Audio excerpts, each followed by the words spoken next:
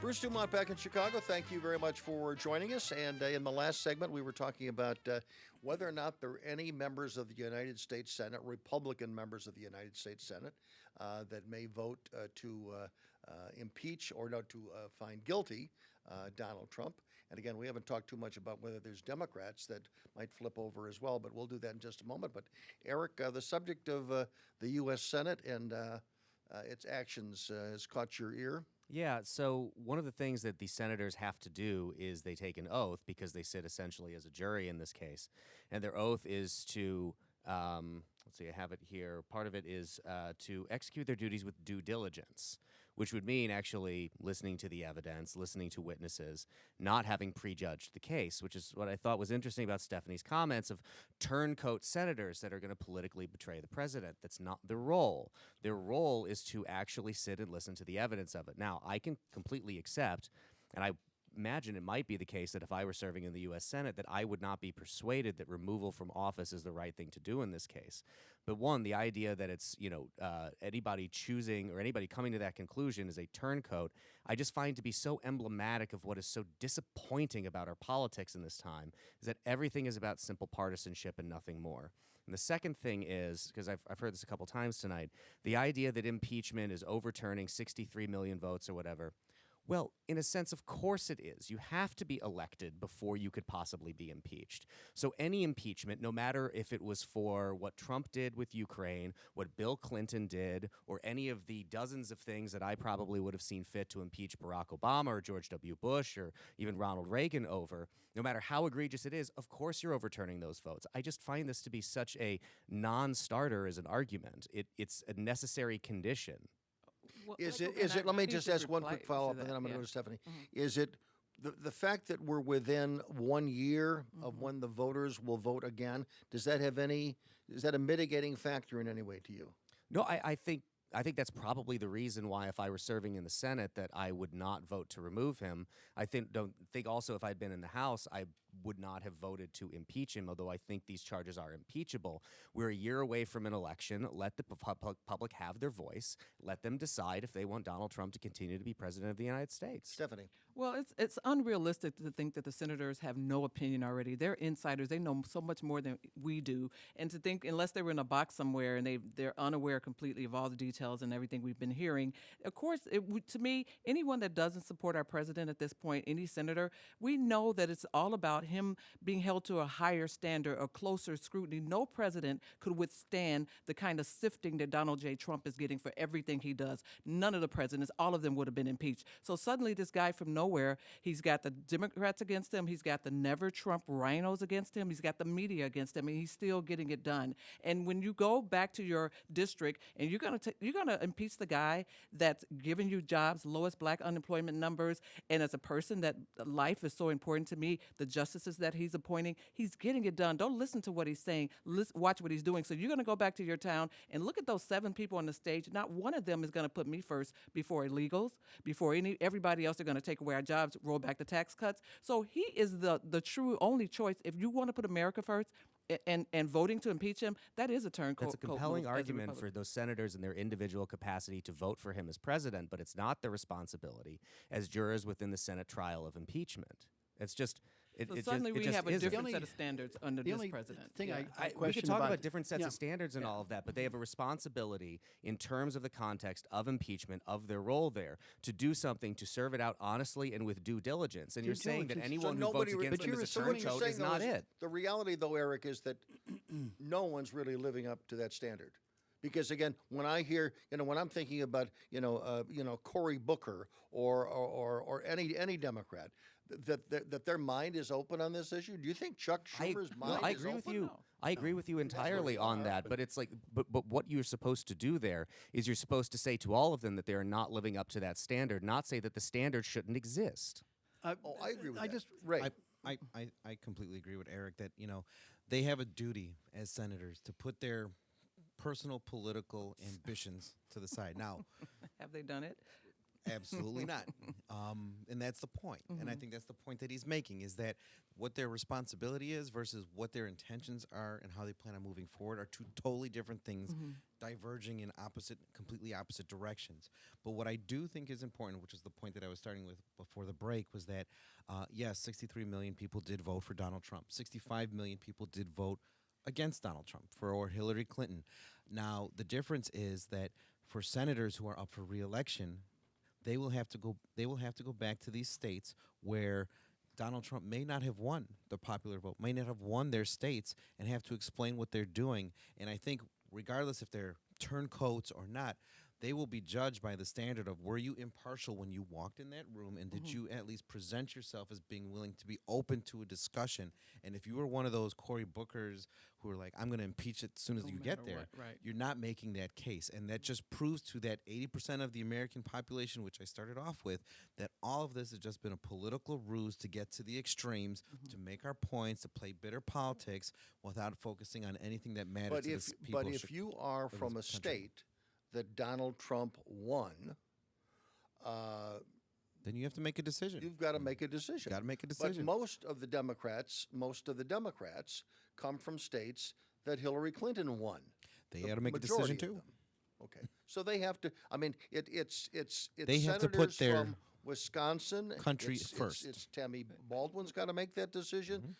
Amy Klobuchar, no, Amy Klobuchar doesn't, but the senators made her from decision. Michigan, senators from Ohio, they have to make that decision. Yeah, they have. Sherrod Brown has to make that. You have 100 people in a room who have to put the country's interests first for But you want- once. keep one thing in mind. I accept that any juror should be impartial and open to all the information. But that assumes, like, if I go to jury duty in 26th in California, I have no idea what the case is going to be. I know nothing about it. These people, these senators, have known everything from the day the entire process started. They have read, I assume, these 400-page reports. They have watched television. They have all the evidence they need. So the fact that 400-page report. Yeah, they have. No way senators Senator have read that. wrote a Should Yeah. have read it, but read. yeah. They should Staff read may it. have I read don't it, believe but- that. Staff may have I read know it. members of the city council don't read 10 pages, let alone a senator Are you reading going to give us 400. names? Okay. But the idea is then that you're going to expect them to have no preconceptions coming into the Senate is a preposterous this is thing. the- this is they my already point. have the information. This is my point about witnesses and due diligence, and the idea that it's rejecting calling witnesses out of hand is not participating in due diligence.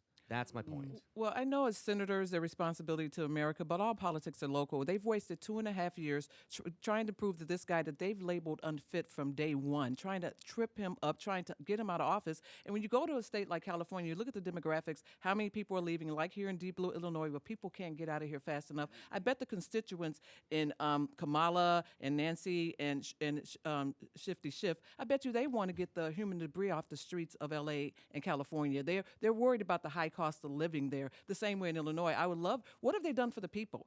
Where they're trying to prove that this guy was just not worthy. How dare he came in and drank Their out of the finger bowl. responsibility is But not to what if state policy. Their responsibility is just to saying- national policy, and this is their duty now. But so that's it, just trying to undo an election instead of focusing on It's not about the undoing needs of an the people. election. It's about whether or not he should be removed for office for what he was impeached for. Did he That is viol- the did question. he violate Not his whether or not oath? he's a good president on economics or anything What did else. he do again? This is a question of if we he still don't know what he violated. did. Yes, we do. Did he It was violate some his vague, oath of you know, office? violated And you oath of have office. managers who will make that High decision. crimes and misdemeanors, I thought was Got to the- pause. before. 1-800-723-8289. We've got callers. We'll bring them into the conversation when we return.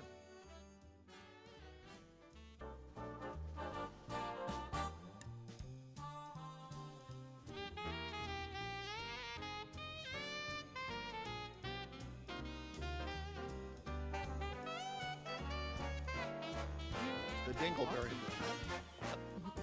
Bruce DuMont back in Chicago. Thanks for joining us.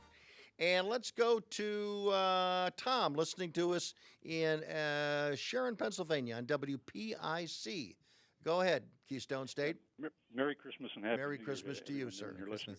listeners. You know, Bruce, I find it amazing, and it's too mild to call hypocrisy, that, first of all, the two charges they got with Trump were obstruction of Congress and abuse of power, and the way they got them was by the Democrats abusing their power in the House with a one-sided process. And right now, Nancy Pelosi is obstructing Congress, if there is such a term, by not turning over to the Senate the papers necessary to continue with the process. And also the fact that if you take a look at what Trump is being charged with, compared to the previous administration, where Obama not only had Fast and Furious, where guns went to drug dealers, including El Chapa. They found the guns in his possession that came from that situation. Open borders, and just a couple days ago, they had a raid just on Long Island, New York alone, where they rounded up something like 96 MS-13 members. He turned over, through his rules of engagement, he turned over Iraq, and also Iran got a situation of $1.5 billion. Right. So your point that there was no impeachment there, and if there was no impeachment there, this thing is even more bogus than most people think. By comparison. Okay, I'll let Eric respond to that. I agree in some sense that it's a political question, a question of political will. I don't think we've really ever lacked for things that we could possibly impeach presidents for. The last time I was on this program, I put a question directly to one of the guests so you have Obama, who had gone around the country saying, I can't do DAPA and DACA by executive fiat because it would be unconstitutional. And then he turns around, violates his oath of office, and does them by executive fiat. That is impeachable. George W. Bush signed campaign finance reform, and while doing it said, I believe part of this is unconstitutional. He signed it anyway. That's a violation of his office. I believe that is also impeachable.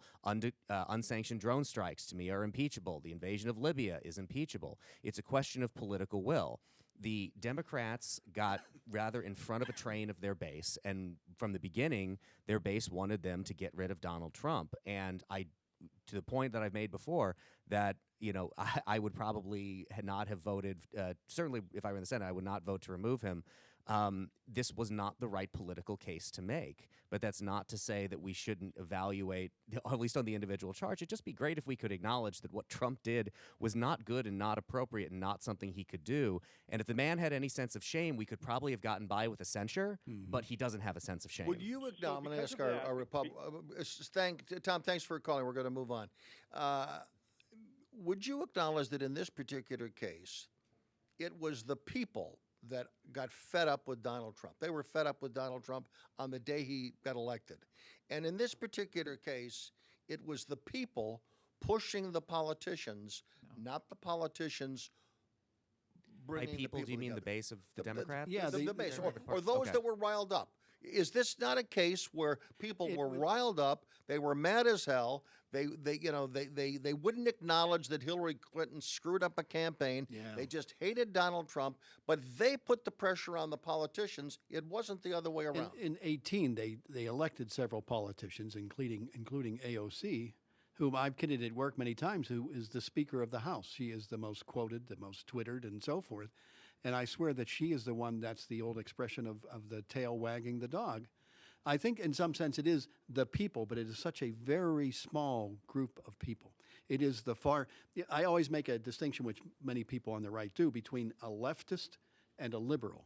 I have no problem with liberals. I'm surrounded by liberals at universities. What bothers me are leftists, and those are the ones who want to move towards socialism and control of my life and everything anti-libertarian. Stephanie, would you agree that it's people more than politicians? I think it's 50-50. I think about that night when she lost. They had been told all along, there's no way this guy is going to win. She's the seasoned professional. She's got this in the bag. Right. And just the look when they panned the room and how upset they were, and the fact that she didn't have the character to come out and address that crowd, still just in denial about the fact that she's looking for a way to get out of this. He's someone no one sent. The professional Republicans, the professional Democrats, nobody liked him. And this guy, who we knew who he was, unlike Obama, who we knew nothing about. We knew everything about Donald Trump. October surprise, the conversation on the bus, and people still voted for him because they're sick of being with these polite, professional politicians that tell you we won't raise your health care, you can keep your doctors, lying to us repeatedly. And Donald Trump was speaking to the everyday man, because I hear it too much. Oh, he's too rich to relate to you. That's what I heard about Mitt Romney. Donald Trump can relate to everybody. He's a person that, I mean, again, you know what you're getting, and people made a clear choice. Ray, what do you think? As a politician, looking across the aisle, would you acknowledge that Donald Trump is a brilliant politician? I don't know if I'd say he's a brilliant politician.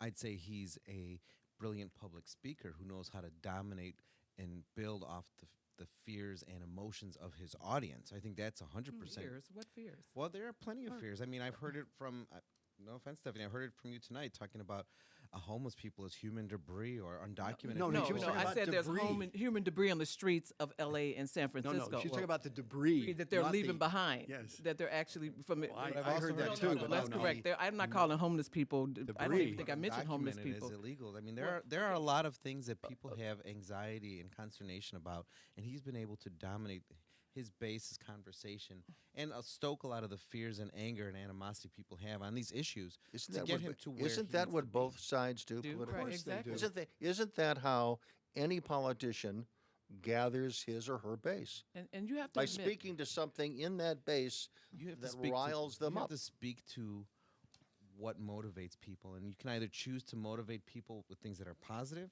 or you can vote and motivate people with things that are negative. And predominantly, what he's been motivating people on is the negative Nope. base it's put America first. emotions. Put America No, he's first. been- and But if put he- America first, that's if, very So if he believes, as many of that 63 million people believe, that building a wall between Yes. the United States and Mexico Mm-hmm. would make it less likely that people from Mexico would sneak into the United States illegally,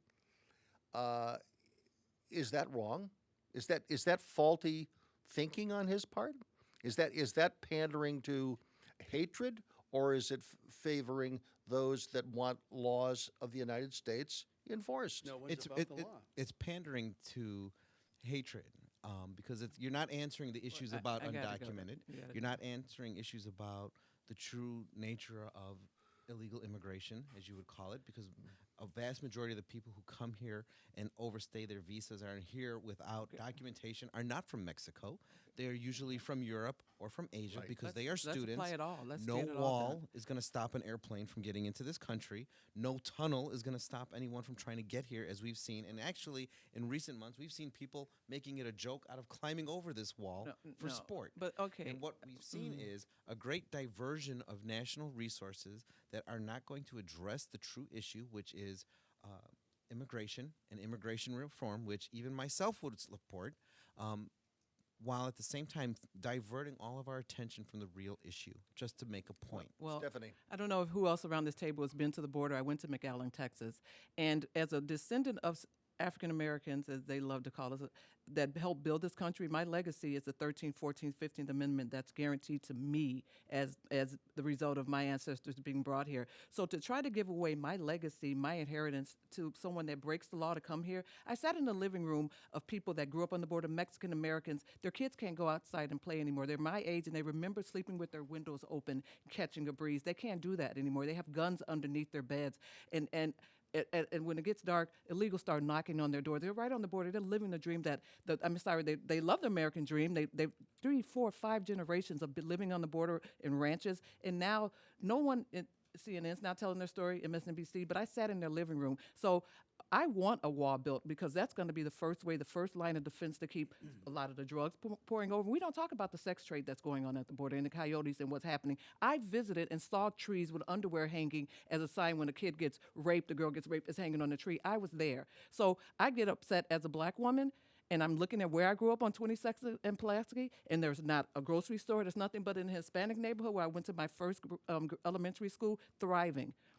Grocery stores, dentists, not an empty vacant lot in nowhere. But our stores have been boarded up so long on 22nd Street on Pulaski that it's rusted out. And what So exactly has your president done to help involve well, you know, what can he do in that Deep Blue, community? Illinois? He's doing what he's building that wall. That's what he's getting done. What does that wall have to do with building investment on 26th and Well, Pulaski? you know what? All politics Labor are local. competition. Democrats No, have been no, running no, Chicago no, since the 30s. I mean, so you what br- they you forget brought up- about you brought up Lawndale. that they- wall is going to help It is. the it investment. is. How is that going to help the It's West gonna Side? help It will because not first help of the all, West Side. Do you know there are factories where out of 600 people, 90% of them are illegals because they skirt that whole thing with E-Verify, and And you so know who they're does that? taking good The jobs away Republican from owners of those companies. of How- Republican we've been on- owners, the 'cause first time I Democrats was don't on own here- companies. The first Really? time I was on here, we talked about the need for E-Verify. Yeah, we should. Let's as a all way. support that. We've all I do said too. that. Yeah, Yeah, and I think go for I it. want to get let's do Because E-Verify. the ones we who go. usually get taken advantage of are not the individual workers.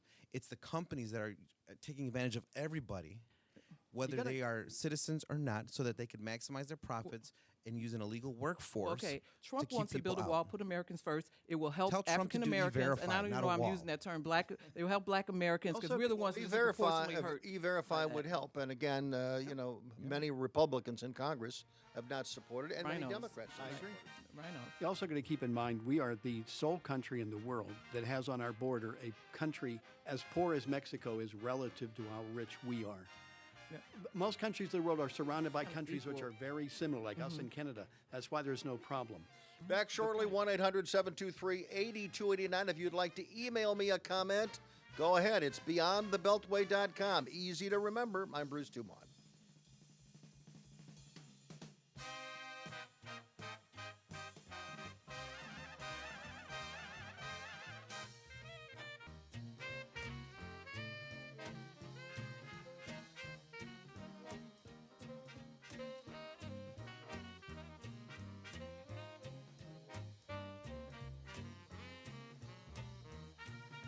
Freedom.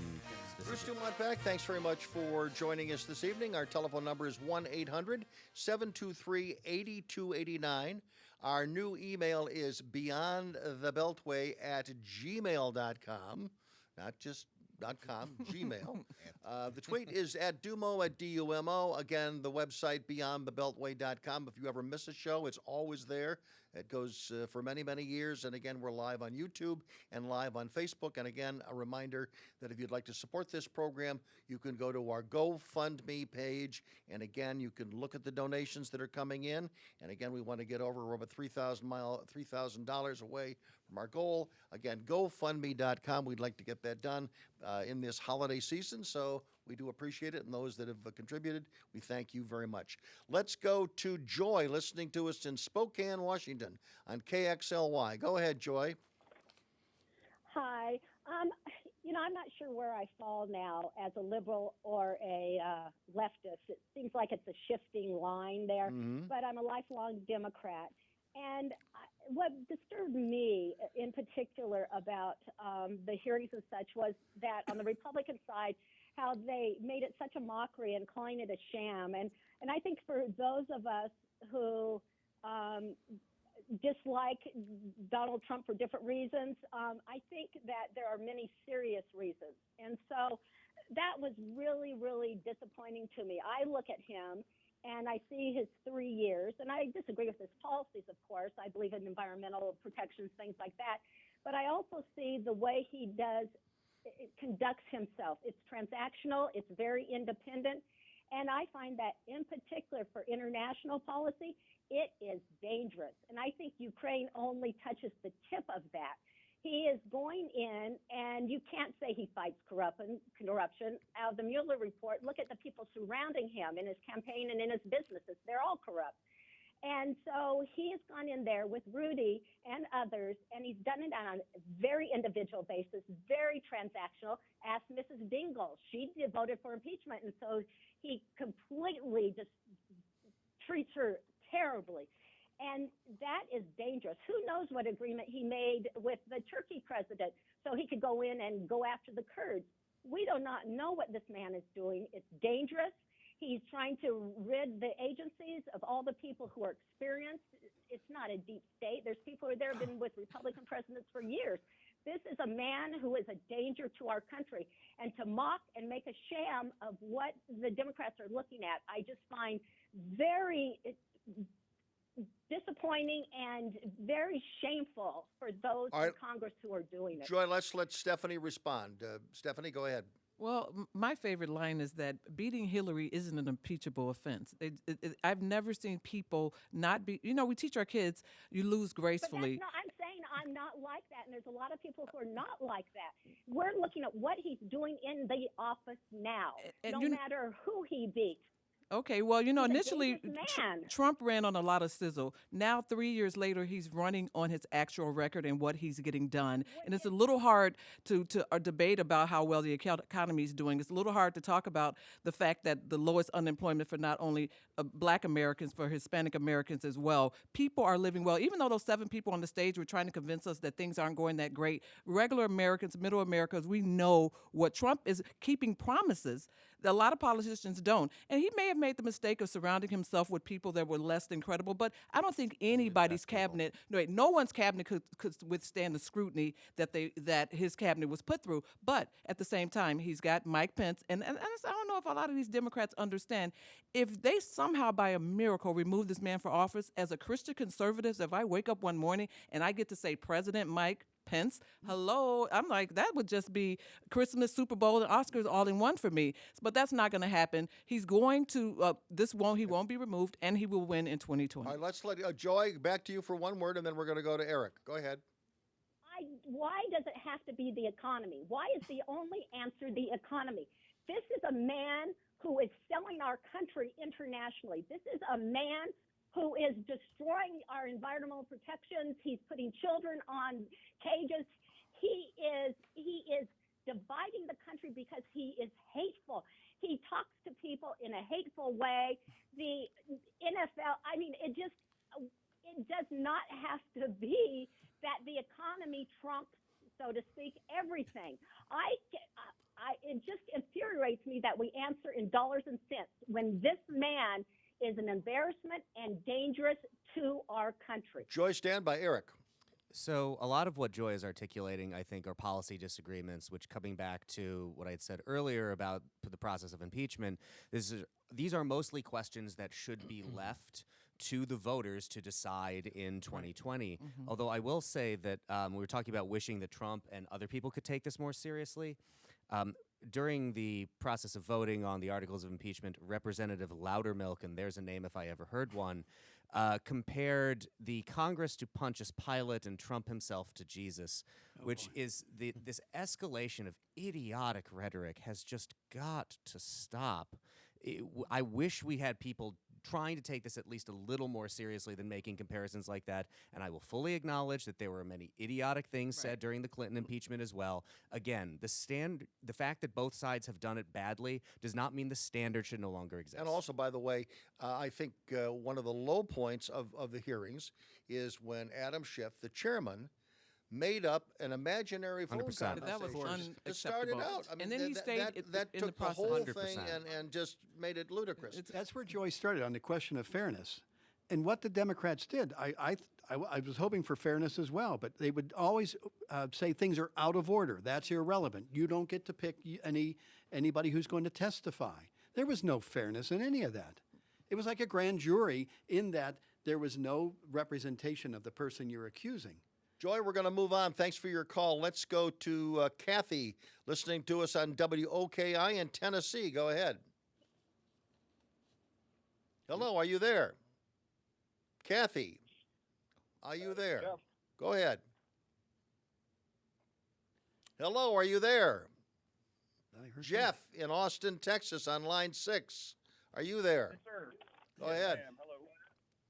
Yeah, I just, every caller that I've heard complain about Trump, you can hear it in their voice. They're just angry at the man. I have not heard one fact yet. I've heard all this stuff about we're dividing country, rolling back regulations, but there's no specific details. It's more a feeling, and I think that's greatly because of the narrative that's been played across Dems for the last 2, 3, 4 years. And I agree the man is an awful human being, but he's a pretty damn good president, in my opinion. Okay, but that let me sets ask you the this bar question. really high. Okay, but let me ask you this question, okay? You just said he's a horrible human being. Are you and you support the guy? Are you worried that his inability to change that image in any way, even slightly, could lead to his defeat because of the small number of people in about 5 states that are likely to determine this future president? I think absolutely it could be. I think It's that he's his own scared worst as hell. enemy. He's his own worst enemy. If he would just govern and not tweet, he'd be one of our best presidents, I think. But he says very dividing things. He says when you attack him, he attacks anybody, racist or it doesn't matter what it is. He's very narcissistic, and if you come at him, he's thin-skinned. He's going to come back at you hard. That's what I don't like about the man. Like, I'd rather my grandfather, pristine vision of a grandfather, be president. He's not. He's ruthless. He's a businessman, but I do think he's helping us somewhat. And Mike Miller. Yeah, looking at this through the eyes of an economist, one thing that people attack Trump as doing is removing regulations, including ones for the climate and so forth. What Trump has introduced, I think, is very smart, and that's cost-benefit analysis. And that is the idea that any policy that you pass will have a cost and it will have a benefit. And all he's asking is that these policies go through this analysis. Many times, the only benefits are emotional, that you're going to feel good, but they're going to have very detrimental effects upon the economy, upon people, and so forth. And I know that he has reduced the number of regulations quite dramatically. A lot of this is purely done by, they have found that the regulation has done more harm than it has done good, so we should get rid of it. And that same thing for, Joy was she's very emotional about the climate things. Climate, when you take certain actions, if you're going to raise the cost of energy to poor people, you're going to ruin their lives. Right. And you must take into account then that while there could be a negative effect, maybe we're going to go up 1/2 of 1 degree in 100 years, the lives of people will be so dramatically better because of it. You have to weigh those two things before you can make a public policy. I think it's hard to say that some of the environmental and other policy issues that he's impacting are all based on cost benefit when you have a cabinet filled with former corporation executives and lobbyists, and that you're downplaying the significance of things, particularly as it comes to climate change and global warming, as we've seen, climate refugees becoming more and more. And we're sitting in the city of Chicago 3 days before Christmas, and it's 51 degrees outside. It's called weather. I Okay. don't know, the God that I serve that created this planet and the universe and everything, and you think we can affect the weather? Yes. There's no such thing as man-made warming. You don't have Yes, to go you to can. college. You don't have to be. There's just no such thing, and there's no evidence. It's emotional. Everything that's green costs more money, and everybody's a victim. And there's a reason weather why victims now. You're telling impacting me? the environment there's a cause and an effect Oh my for everything gosh. that we so do. if we The can get number of China, deaths, India the on number of board and damage. send Greta over there and get Greta to get them to recycle with blue bags and drive tiny cars, because no matter what we Check do, your Trump filter, it's China coming and out India again. they your have the Trump biggest filter. population. We need them to hop on board first. Eric. Build a wall, that'll stop it. We talked quickly. I'll go quickly here about Joy and how animated she is.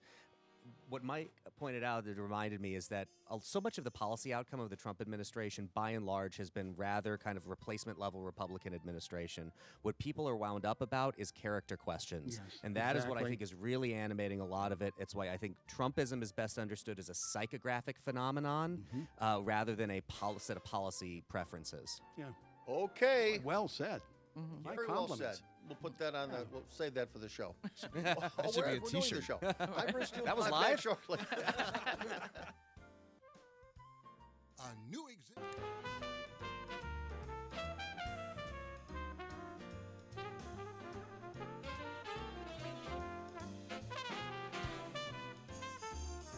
We got to go back after that horrible climate. Bruce DuMont back in Chicago. There was a debate this past week in Los Angeles. The Democrats got together. It was on PBS, and Judy Woodruff was the moderator. I think it was the best, the liveliest of the debates. But there was several dust-ups between some of the key candidates, and most of the publicity that came after the event in the spin room was about the battle between Pete Buttigieg, who's doing very well in Iowa and New Hampshire, and Elizabeth Warren, and she decided to take him down a peg by talking about some recent fundraising the mayor of South Bend has been involved in wine cages in Northern California. It went like this. The mayor just recently had a fundraiser that was held in a wine cave full of crystals and served $900 a bottle wine. I am literally the only person on this stage who's not a millionaire or a billionaire. So if this is important, This is the problem with issuing purity tests you cannot yourself pass. So while you can dismiss committee hearings, I think this experience works. And I have not denigrated your experience as a local official. I have been one. You actually did denigrate my experience, Senator, and it was before the break, and I was going to let it go because we got bigger fish to fry here. But you implied I don't that think by we have relation- bigger fish to fry than picking a president of the United States. Okay, Amy Klobuchar's best debate.